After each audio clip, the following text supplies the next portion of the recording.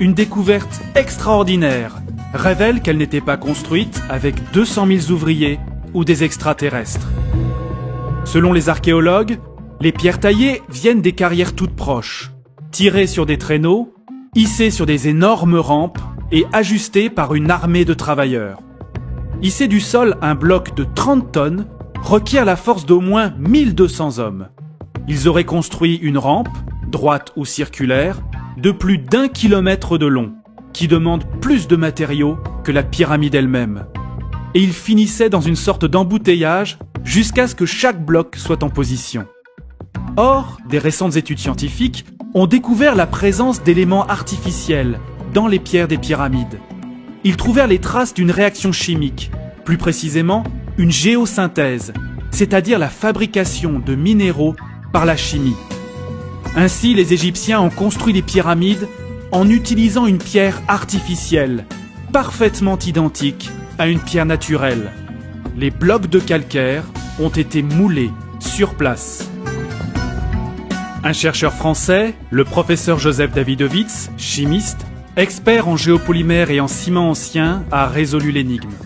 Il a découvert la vérité en trouvant des bulles d'air et des fibres piégées dans un calcaire de la Grande Pyramide. Il a découvert des coquillages fossiles en désordre, mélangés, au lieu d'être normalement en couche sédimentaire horizontale. Il a confirmé l'existence d'une technique oubliée grâce à la stèle d'Irtisen, qui se trouve au musée du Louvre. Et aussi, à l'aide des vaisselles de pierres énigmatiques découvertes dans le labyrinthe sous la pyramide de Saqqara.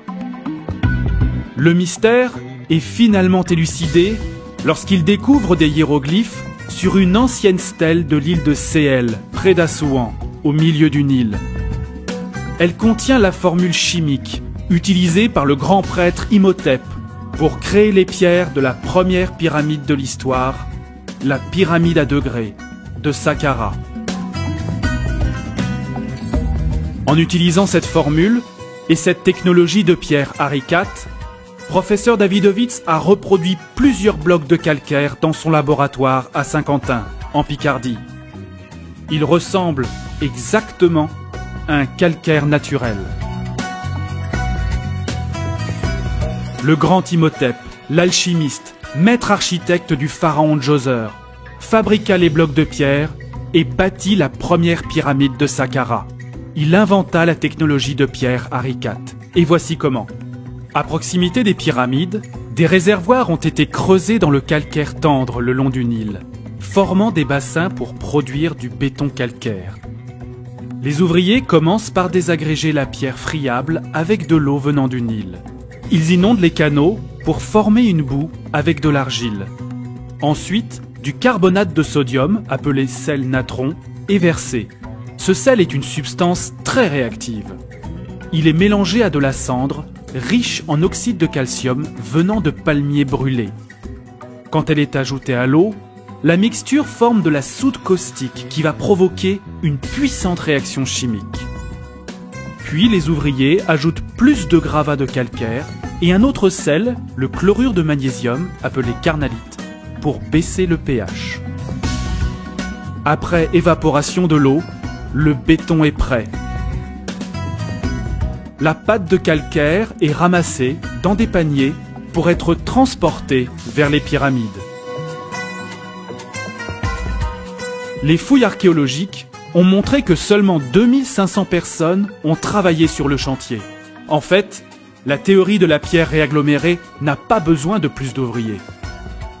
Avec l'aide de rampes en bois et des assises déjà en place, des hommes portent un panier et versent le contenu dans les moules. Puis, le béton de calcaire est compacté et mis à durcir. Des moules en bois ont été préparés. Ces moules sont enduits de graisse pour aider au démoulage du bloc une fois durci. Le mélange est damé dans un moule, comme on tasse la terre avec la technique du pisé, donnant un calcaire réaggloméré, dur et dense. Les ouvriers se tenaient dans le moule, pilonnant la matière humide avec un pilon en bois, tassant le tout contre le bloc voisin déjà en place, produisant ainsi un joint très fin. C'est ainsi que les successeurs d'Imhotep ont bâti les millions de blocs de la pyramide de Khéops, l'une des 7 merveilles du monde antique. La technologie Arikat dévoile une solution logique et simple à ce mystère qui embarrasse l'égyptologie depuis des siècles, montrant comment les pyramides ont vraiment été bâties.